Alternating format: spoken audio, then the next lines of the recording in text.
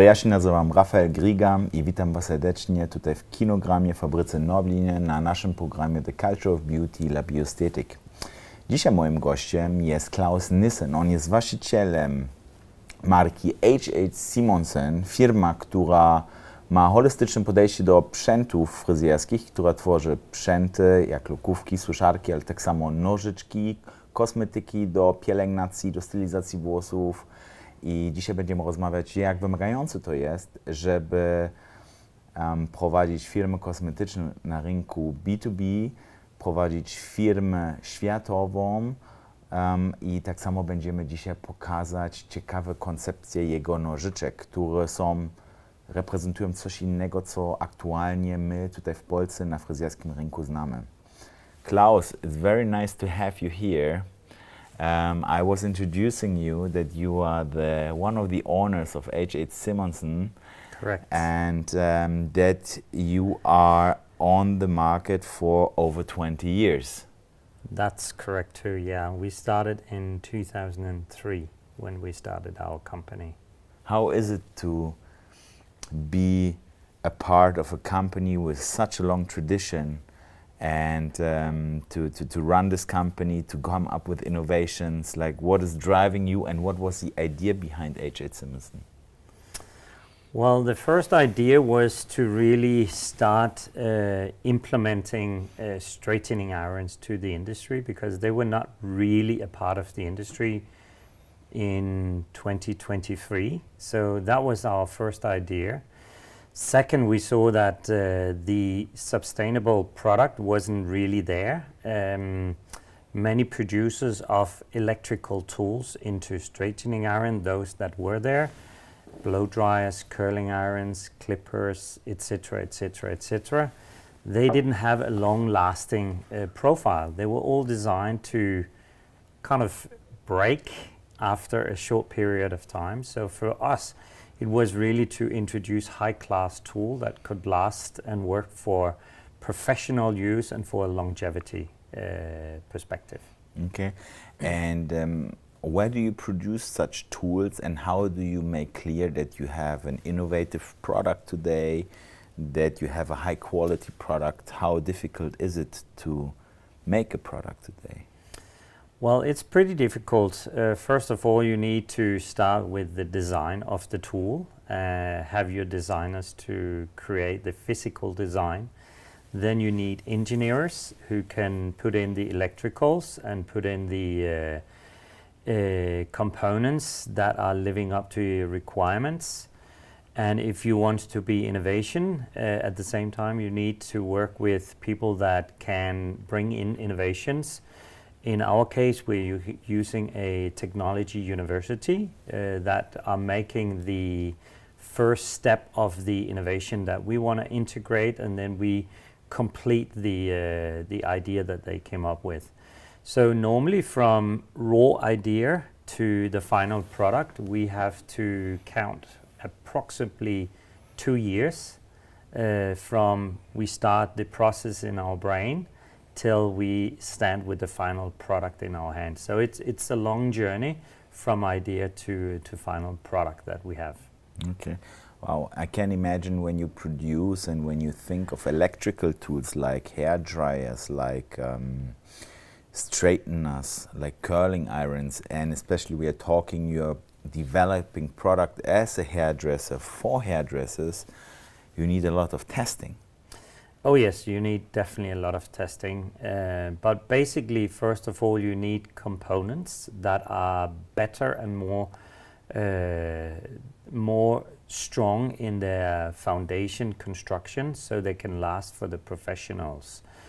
You know, for example, as a blow dryer, it has an engine that spins around, and there can be from the cheapest engine to the most expensive engine you can use. There is a time in price compared to the lowest to the most expensive one. You as a consumer or you as a professional hairdresser cannot see into that product, what it contains inside. So it's all about trust for the brand that you're buying. We don't want to go into that area of cheap components, so We need obviously to find the right component that really matches our needs as a professional. And then we have to spend a lot of time doing testing, and we do two types of testing. First of all, we do in-salon testing. So we normally test the product through a period of 6 to 9 months, where it's professionally tested, so we can assure that the product does exactly what we want it to do. At the same time, we do tests at the factory. So for example, our blow dryers, they are tested every single day, where they run 8 hours during the working hour. So they're sitting in testing machine where they can just work on maximum heat, maximum speed, and we can count the longevity of the hours, but we can also measure all the electronics inside how it operates during these non-stop testing. So for us, we normally test between 6 to 9 months in the period of designing process before we launch the product. And how do you come up with a new idea for what hairdressers need? Well, I'm a hairdresser myself, so sometimes I struggle when I'm styling my hair on my customer. I can either struggle or I can see that I'm missing a feature, and then we can go back to the university and saying, can you come up with ideas that can be implemented? So for example, from my point, during the winter in Scandinavia, we have very dry air. And that means that your hair is getting very frizzy. So when I'm a hairdresser working in the salon with my brushes, I get very static hair. So that's why we came up with, we need a different, for example, bonding in ionics, where we combine negative and positive ions instead of only negative as other does. So here we developed like a fishing net where we combine plus and minus that eliminates the frizziness of the hair. So sometimes a new product is developed because I do have a need myself, and if I have a need, I'm pretty sure that all the other hairdressers also have the same needs across the world. Ten program jest sponsorowany przez markę HH Simonsen Signature Scissors, nożyczki, które są wykonane japońskiej najwyższej jakości stalu, które Wam daje radość przez następne 30-40 lat, ręcznie wykonane w Danii i daje Wam koncepcję, że Wy możecie na każde potrzeby używać inne nożyczki, żeby jeszcze więcej perfekcjonizować Wasze szerzenie na Waszych klientów. I know the hairdresser you're talking about, and it really fulfills the needs of the Polish hairdressers. XL, you're referring to the XS model.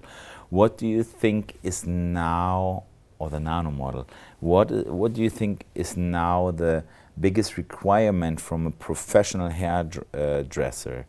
Because we are advancing more, we are going on trainings, they have a high requirement toward professional tools.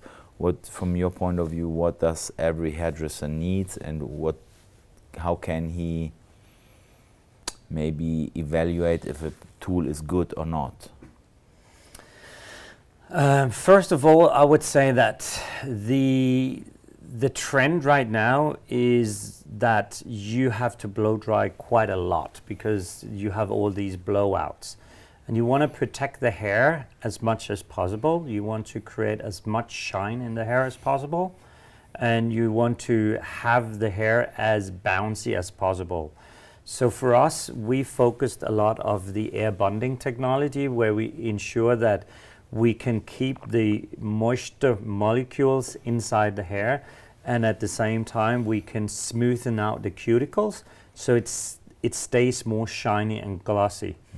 So for me, that part is really ensuring that the customer gets the look that they want without too many product that can actually weigh down the hair and damage what the hairdresser just did. When it comes to judgment of a tool as a professional, it's very difficult because you cannot see inside.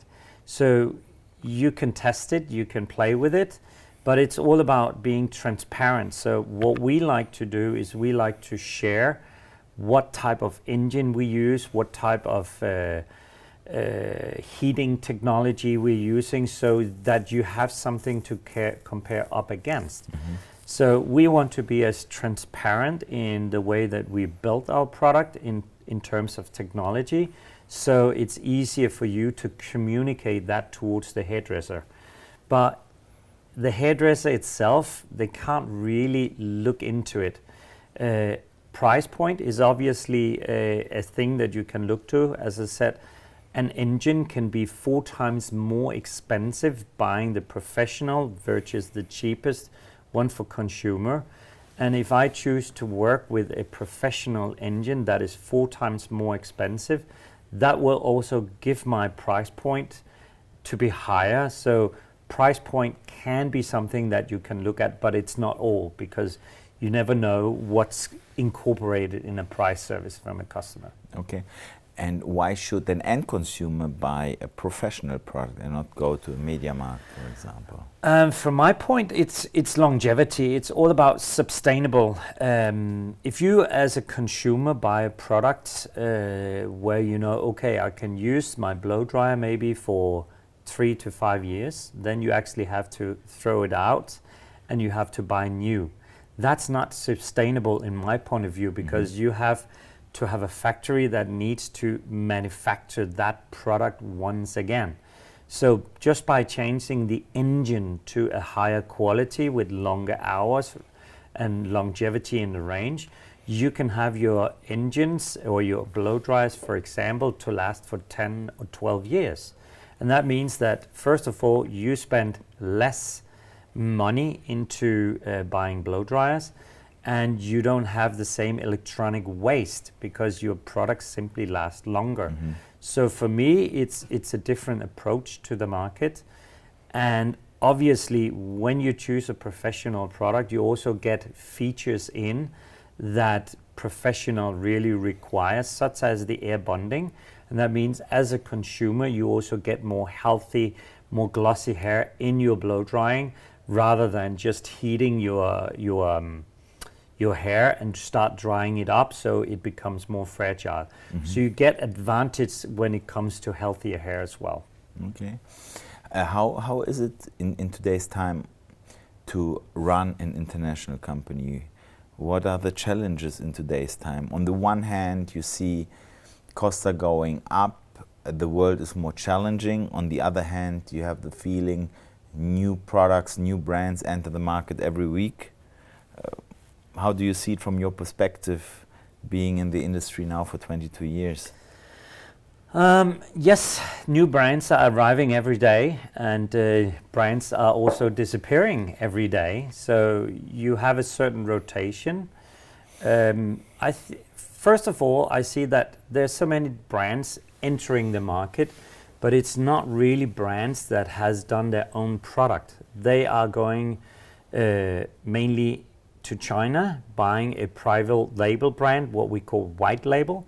So they have a finished product, you put your labels on and you put it to the market. But there is no uniqueness in this type of product. So you can see 5 other brands in your country with the same shape and features.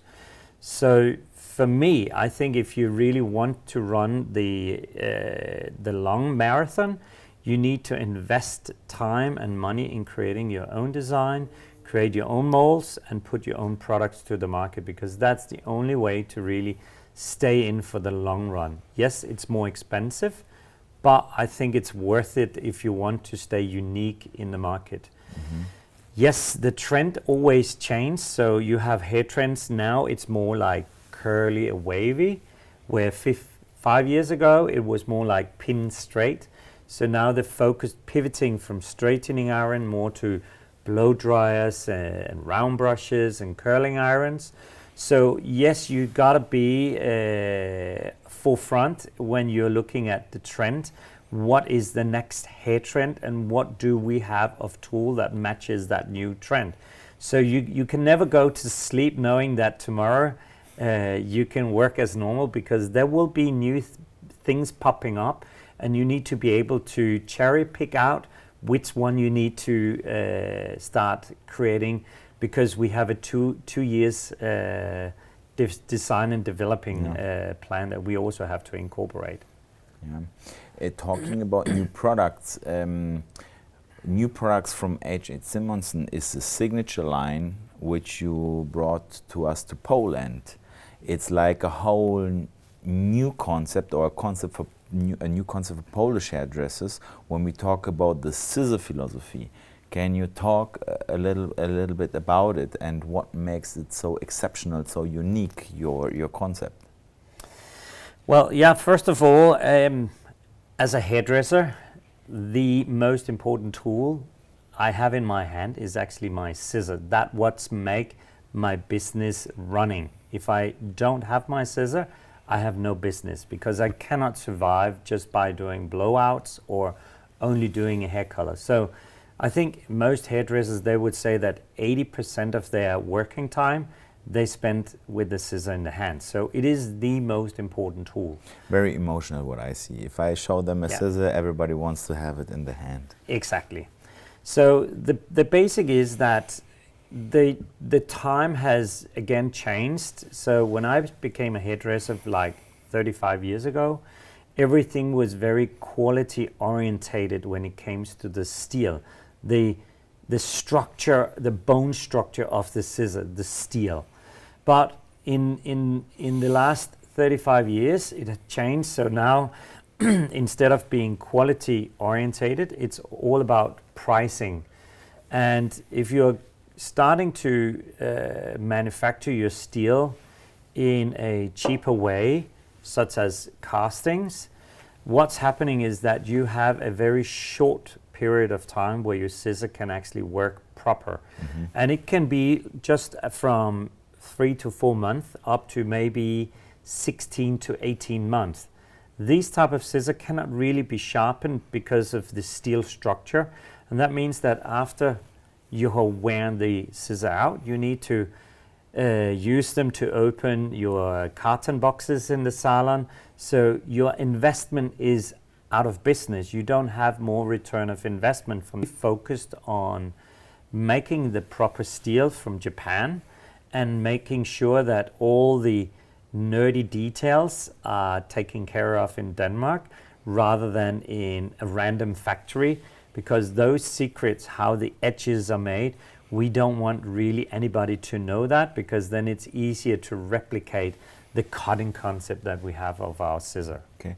You say forged, you say done in Denmark, so you are making them by hand, you're finishing the scissors by hand. How many people can do this? What kind of other, can you tell us something about the work and the speciality, and is it easy to duplicate for another company? Well, first of all, the guy who makes scissors, they're called scissorsmith. They can make a scissor, and that's a very small group globally, and it is actually a dying craft. So those scissorsmiths, they don't share the knowledge with anybody outside their community unless a new one comes in and being accepted.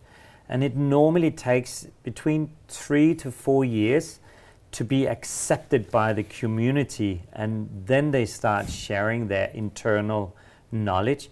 It's not a new thing. It has been like that for centuries in Japan. So the masters never ever give away their small details and secret to anyone except before they have been approved by the community. So what we do in Denmark is we have a scissorsmith that has been taught and educated the old classical Japanese way of making the edges. Can it be done by anybody from the street? No, it cannot.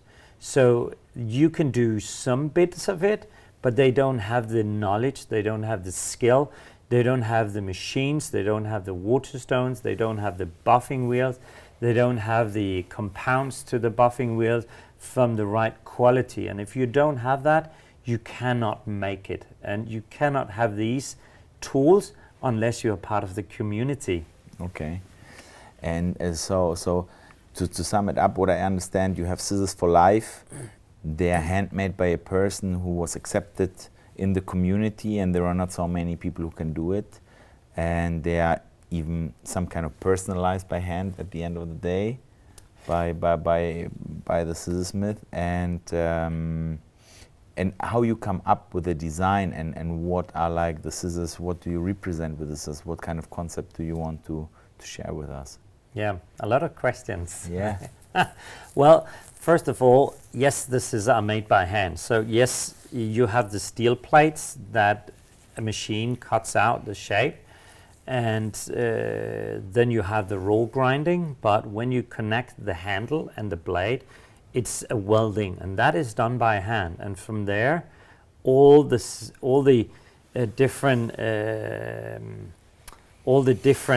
parts of the scissor will be done by hand. And when we manufacture our scissor, we stop the process at our factory before all the secret starts, and then we travel the scissor to Denmark. So they are like 85% finished. They can't really cut hair. And then we apply the last 15-20% in Denmark, because that's where all the magic happens. The magic doesn't happen when you have to weld the two connections together.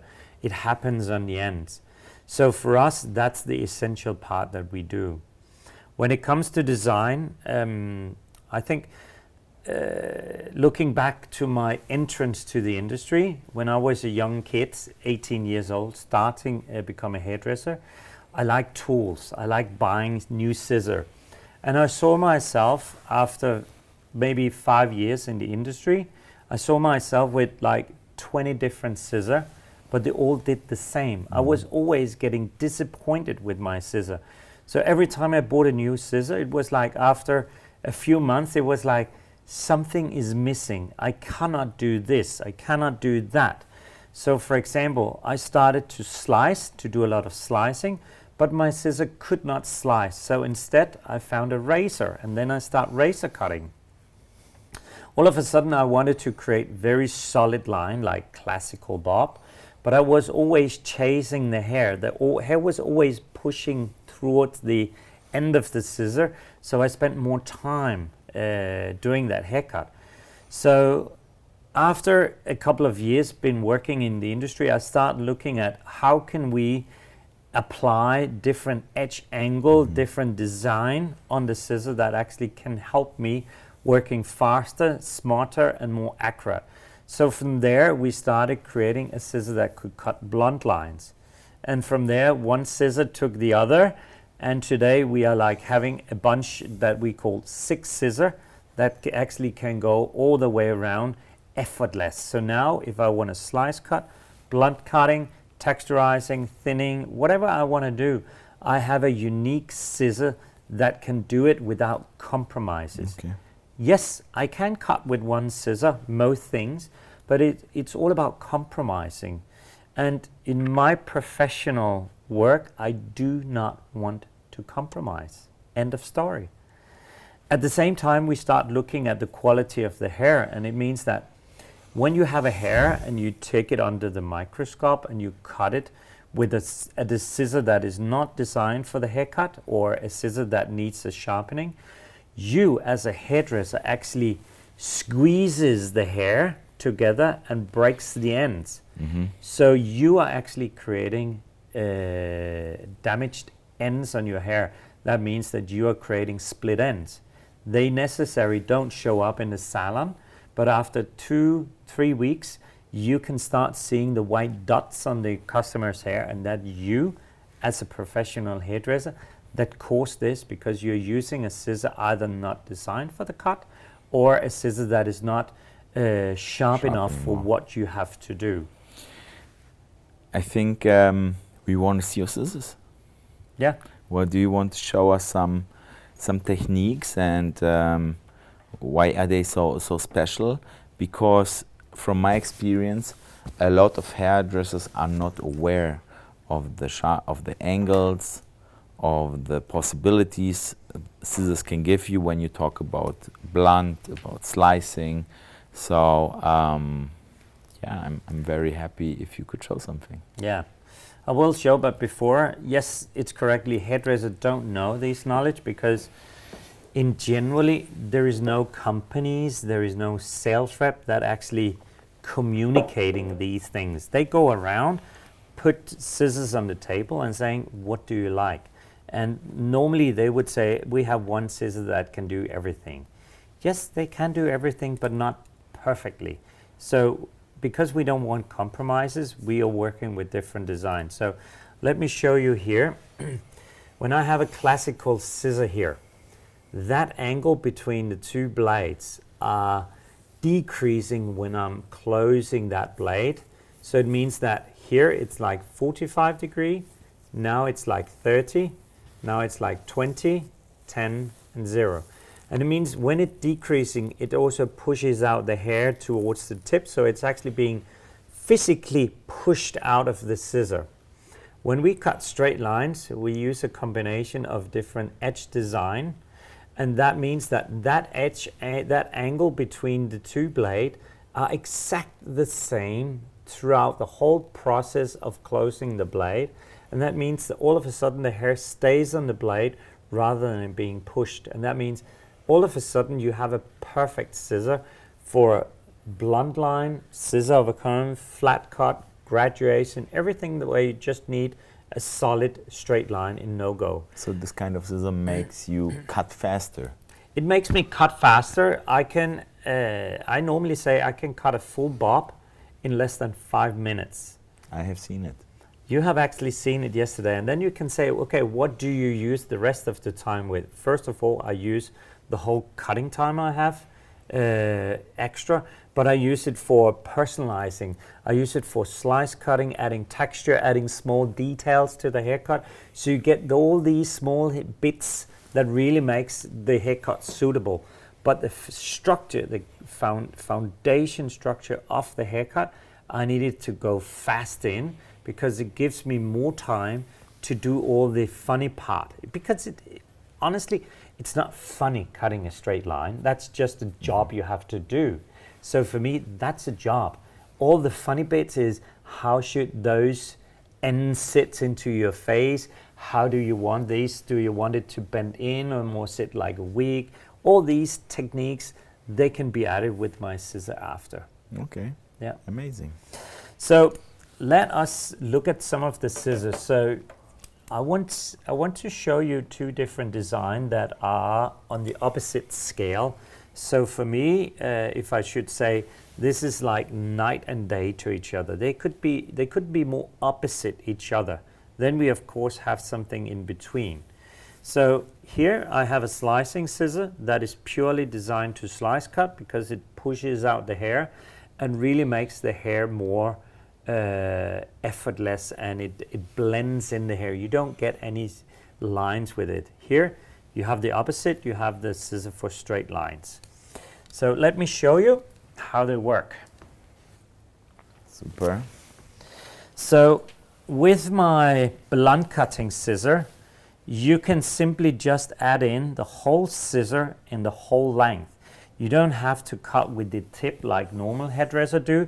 They will cut and pull back to cut that straight line. It means it's taking longer time. You have more moves in your shoulders.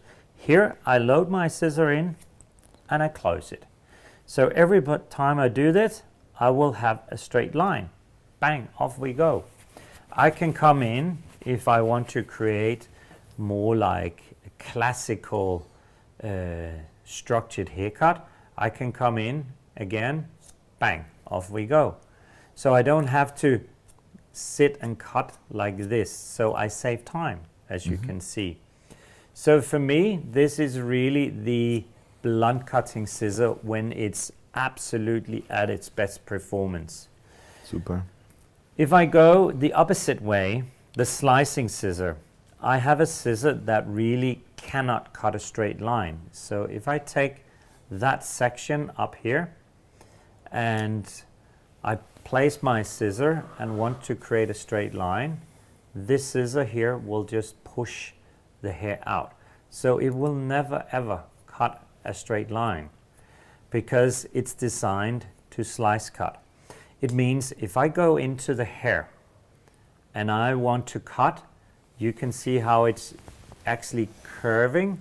So I'm not creating a hole, I'm creating like a faded C shape.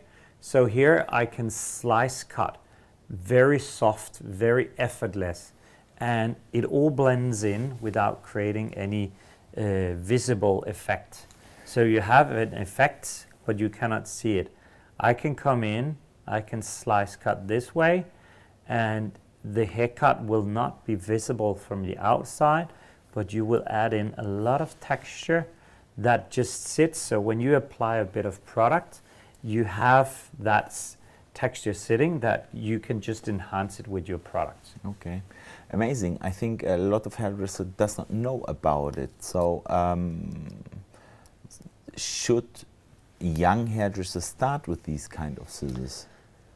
I would say, from my point of view, I would say all hairdresser needs a point cutting scissor. That is what we most will call an all-round type of scissor. And all hairdressers should have a straight line scissor, a scissor that cuts a straight line. That should be like basic in your toolkit, almost like toothpaste and a toothbrush. They go together.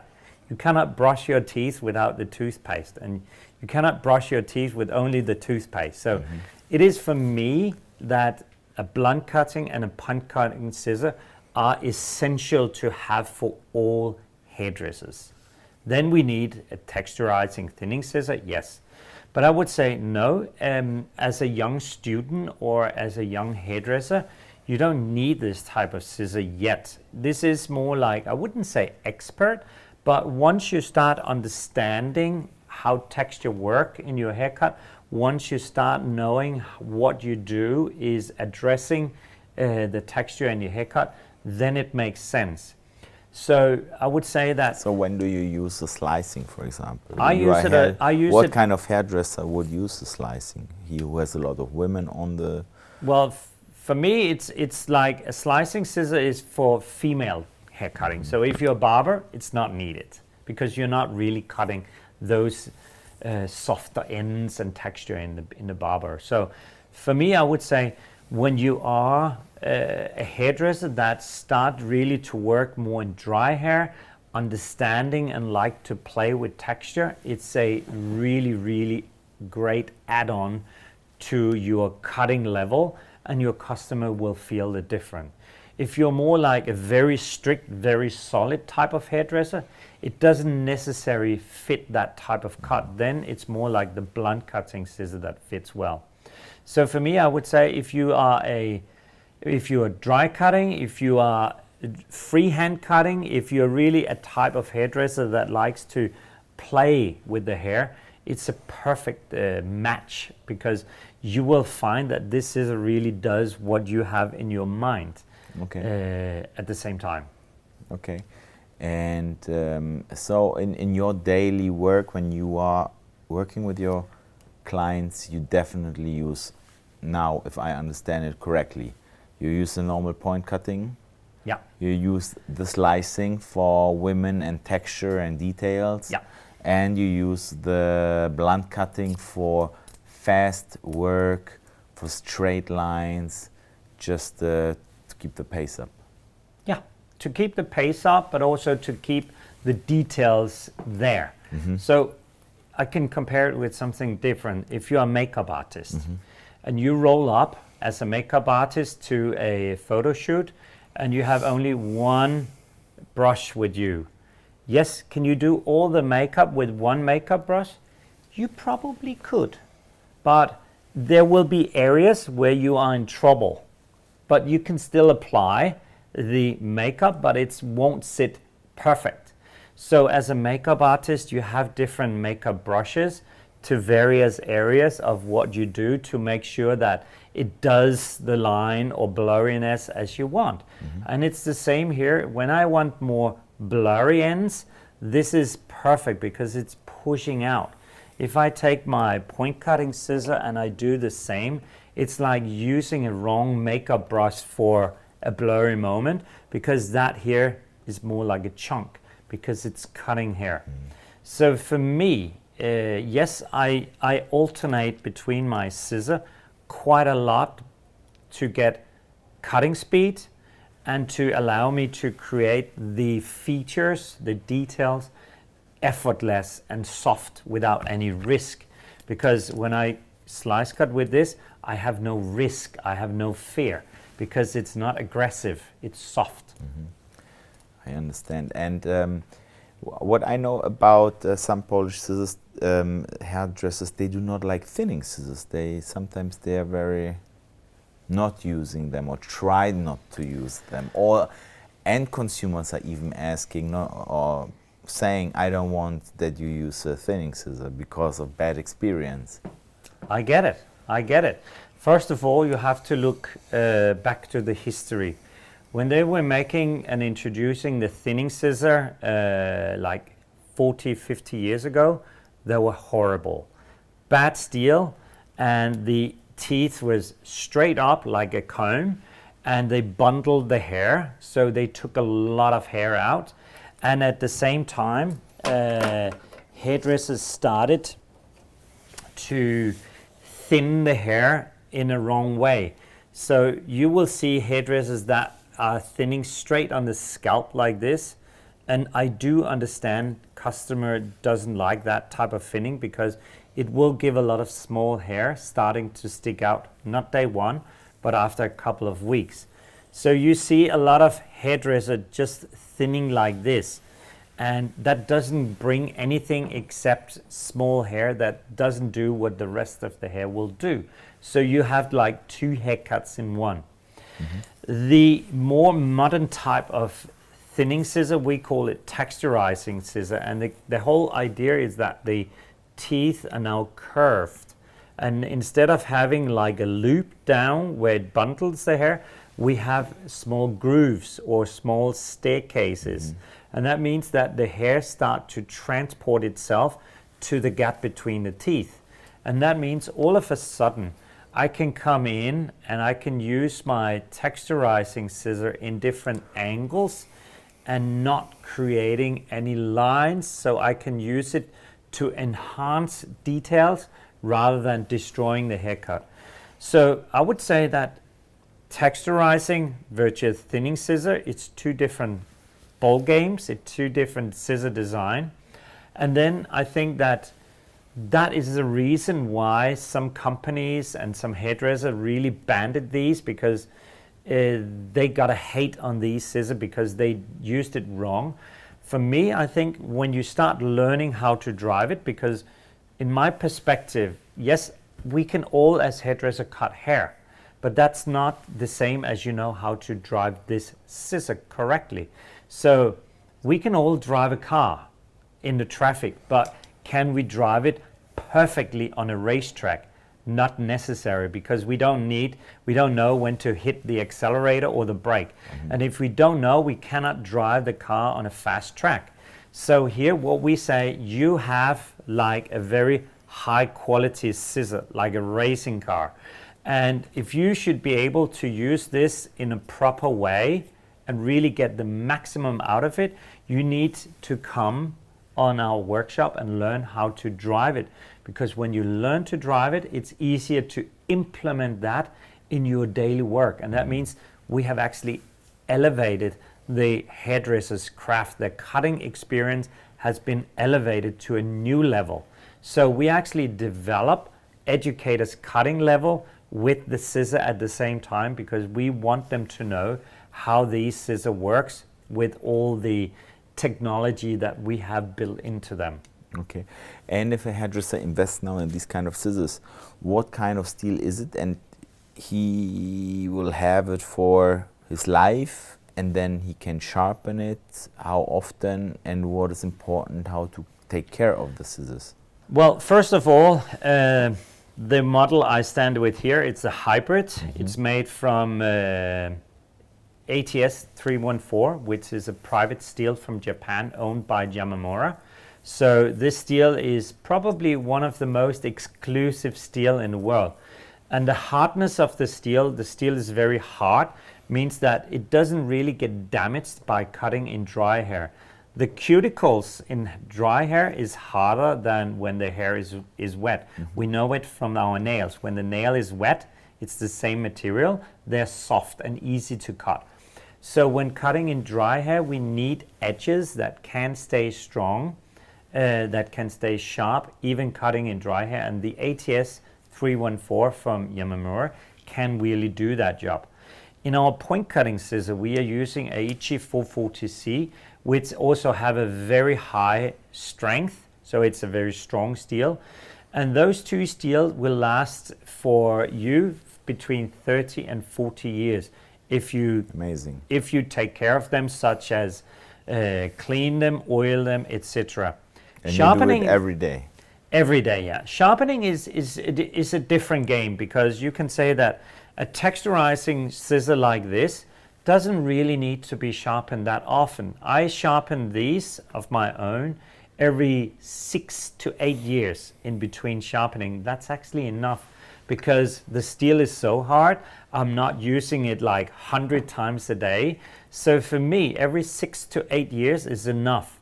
When I go to my point cutting scissor, I mainly sharpen them between every 2nd to 3rd years.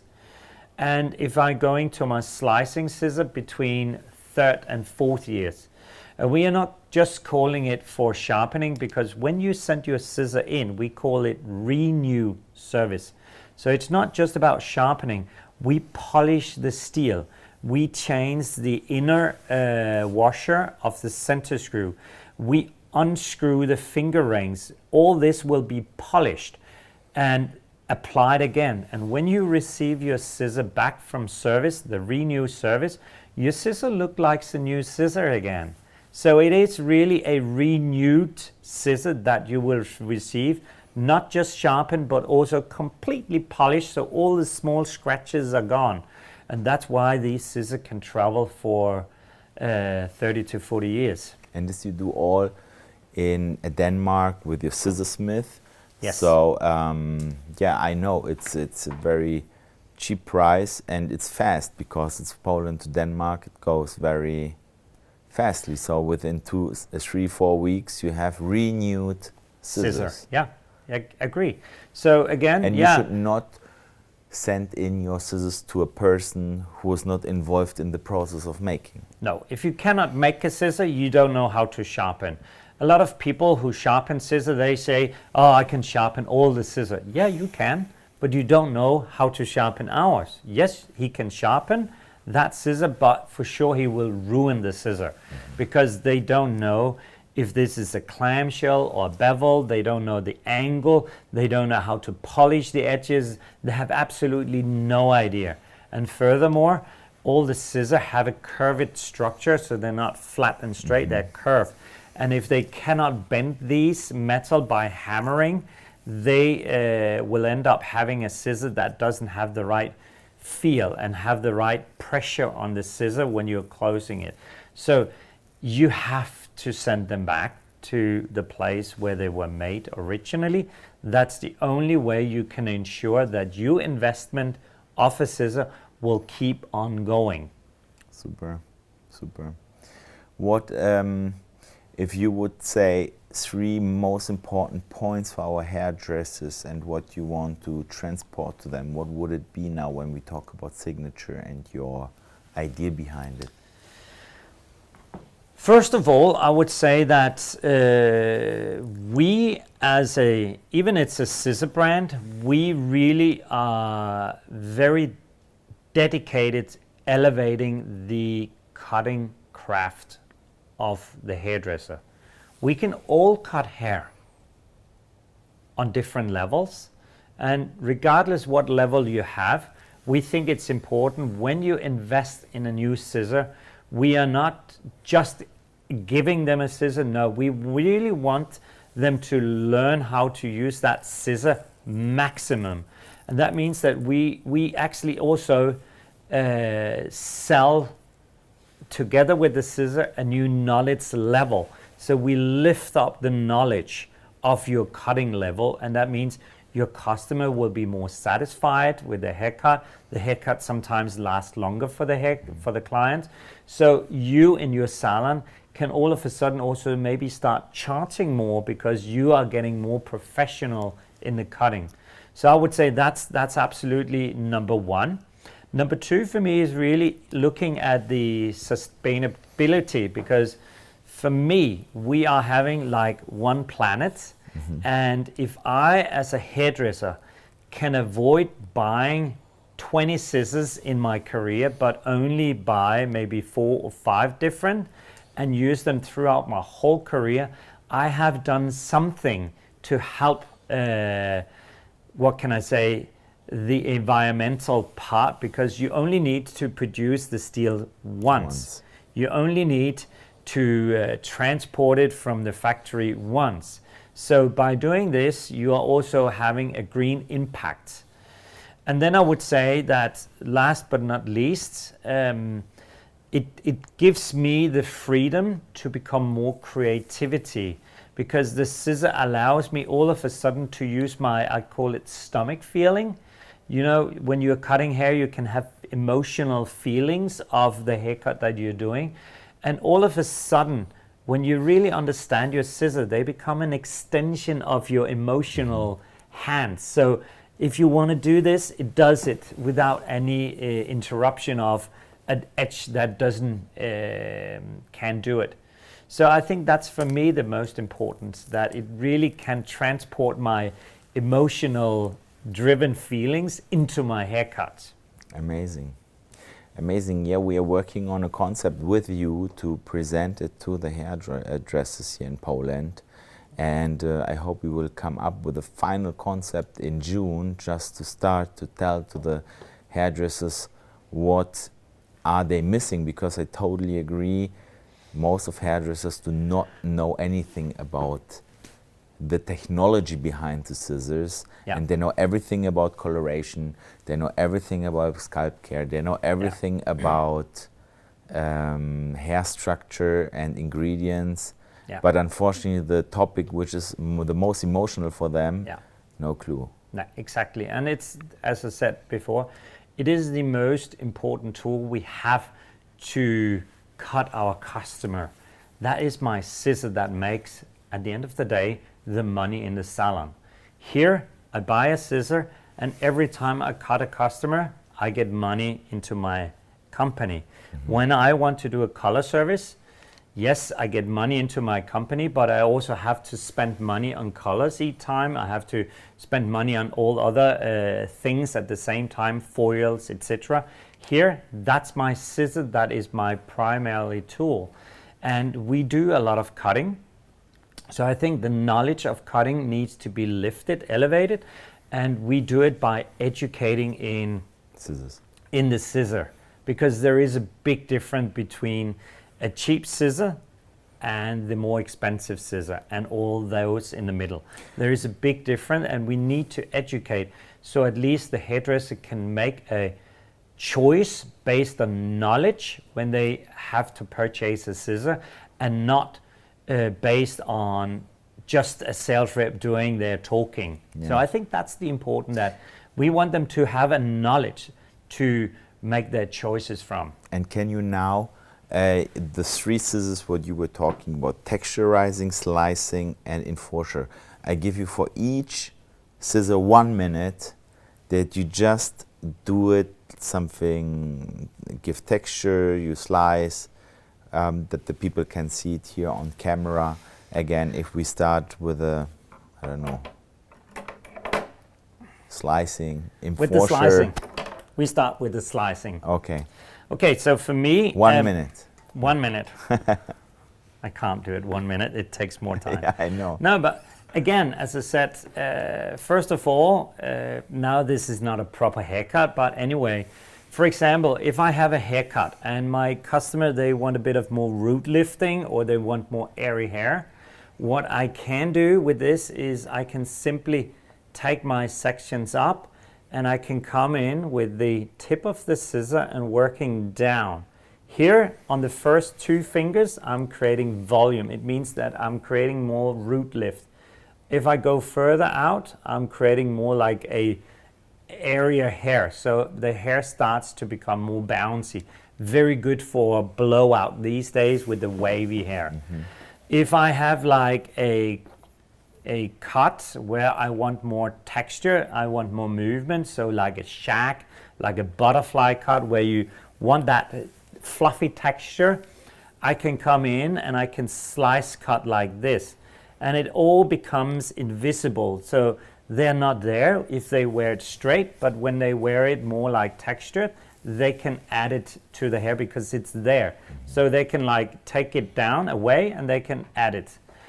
Then for me, one of my favorite techniques is really a technique where I come in and I play with the ends. So the ends, when I want them to become very feathery, I don't like to create a line. So for me, I'm always coming in with a C curve because that opens up the hair and create a long faded C curve, and that makes me a lot of wispy ends that really gives that softness to the hair that Super. Most people really like. If I have a very heavy haircut and I want it softer, I can come in on the ends and I can drop it in like here, cut straight in, and it will actually remove the bulkiness, but it's sitting inside. So now the hair will start bending in and it's more playful. So when the customer walks, the hair will follow their footstep rather than just sitting and becoming a wig. Okay. So all of a sudden you put some emotional parts into the hair. That means you bring the hair alive. So that's for me, maybe the top techniques I really like. It can do many, many more things, but I think those are one of the ways that I use it mostly and have the biggest impact on my customer. Okay, amazing. If I would be a hairdresser, I would take it. Exactly. Then I think this one here, the Fusion, is probably the most misunderstood scissor in the world. Many people think this is a thinning scissor, and you couldn't be more wrong. It's a cutting scissor with a different attitude. For me, this is absolutely my most used scissor during a day. So if I count all my scissors and I'm looking at which scissor did I hold in my hand most of my minutes, that would be that one. Yes, it can do thinning. Yes, it can do cutting. Cutting is like it can cut scissor of a comb, it can cut straight lines with a soft texture, it can do graduation, it can do straight cut. So all that kind of cut, it does it phenomenal. There is just one rule, and that is keeping the cutting blade towards the scalp. So if I drop in here and I cut a few times, you would expect to see a cutting mark. But when I drop down, there is absolutely no line because it's cutting on the back part. Here goes the hair. You can see quite a lot of hair, but no lines because it's cutting on that blade. So that's the uniqueness of this scissor. So for example, if I want to create a straight line, I can actually drop that scissor in here and I can walk through the section almost like Pac-Man, the old computer game.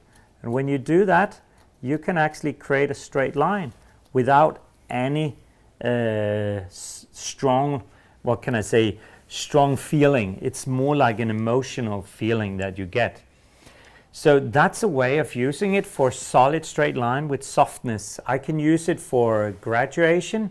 Then I prefer to use the trampoline technique. So we jump with the scissor, and that means that on the ends we are creating more like a soft texture. It means it blending more nicely. I can use it for like rough texture. I like to go in and twist the hair and working more like this because it really breaks the hair and gives me a lot of texture, but without creating any lines. So for this is probably my most important tool. I can use it for scissor of a comb. It takes a bit more than a normal scissor, but it gives more flexibility. What I have heard is that if you are a man and you have gray hair tend to be more stiff. Yeah. If you cut your scissor of a comb with that, you add a bit of texture and that gray hair feels softer. So a lot of men with gray hair, they feel that they have their hair back as they when they were young and had the normal pigment in the hair that was softer. So all of a sudden they actually feel that the hair is nicer and easier to style. Super, super. Yeah, very interesting scissor. Absolutely. And then I could say the normal scissor, as most people would call it, it's a point cutting scissor, and point cutting is all about making the strength on the end. So a point cutting scissor doesn't really cut on the back here. It's only cutting on the tip. You can always see a good point cutting scissor by holding these two in front of you, and you can actually see that the blade are making a crisscross. Okay. That's where it's powerful. So for me, what I use a point cutting scissor for is absolutely point cutting. You can do deep pointing, you can do middle, or you can do high pointing or chipping. So it adds different texture. If I do the chipping on men's hair, it will be worthless because when you put wax in, these ends are so wispy and fine so they will collapse. If I'm doing the deep pointing into my longer haircuts like a women, you will have trouble because they will sit like heavy lines. So when I do point cutting, I always have to look at what should I use my cutting for. Should I use it for blending or to create the ends? And it's the same down here. You can add chipping, which is more softer ends. Then you're cutting more straight in with a very aggressive scissor. It really takes off. You can also come in with medium and create almost like a line that sits more jacked, and that can be good in some type of fashion cutting. So the point cutting scissor is absolutely essential in my daily work, but because I have my slicing scissor, my straight line scissor, this doesn't need to do all the job. So this is like, yes, I do have a makeup brush, but I also have specialized brushes to do special areas. So I do have my slicing scissor for those areas, and I do have my blunt cutting, or I do have my texturizing with the teeth that can do different stuff in the hair. Super, really amazing. So I'm very glad you are coming here to Poland and to learn us more about scissors, and I really feel that hairdressers are really open to this new knowledge, and we are opening up the eyes for them. It's a journey. It's a journey. We need to open up their minds, at least so they make a choice in the future based on knowledge and not just feelings or scissor they got presented from a sales rep, but based on knowledge. And I think if we can open up their mind on the knowledge behind the scissor, and that we actually also adding a new level of cutting experience. We learn them how to cut hair in a different way. We educate them. So they're not just buying a scissor, they're also adding up their cutting knowledge. So they are really investing in their own future by choosing scissors like these. And yes, it takes time to build up that awareness, but I think step by step, and people will return, as you have seen, being very positive about the changes the scissor and the cutting method has changed their career. So once that water drop starts to spread out, more and more people will get interested in this type of scissor rather than just a normal scissor. Super. So maybe last question, I invite you here on your seat. What can we expect from the scissor concept in the future? Are there any news? Are you working on new things you can share with us? Is there anything what hairdressers should know and wait for? Definitely not wait for. They need to get started. Yeah. No, I would say that yes, obviously we are still developing. So for me, a scissor we need in the range is a long barber scissor. Mm-hmm. So we are developing a barber scissor that is called Zeta, and Zeta means in Greek 7-inch. Oh, okay. But we just added a few extra centimeters or millimeters, so it's actually a 7.2. Okay. And the reason for us to do that is because it makes a better balance in the scissor. And then we removed, normally a scissor would have the center screw in the center of the scissor, so you have the same length here and the same length here. We moved the center screw further back, and that means you need less action in your thumb. So when you open a scissor, you don't have to open your thumb that much to activate the blade. So the Zeta will be a scissor we will bring in during the autumn. Very good for barbers because they are doing a lot of scissor over comb, obviously, and very fast. Then we are adding in a new texturizing scissor. So now we have one with 30 teeth and we have one with 10. So we want to implement one in between, and that means that we will go with either 16 or 17.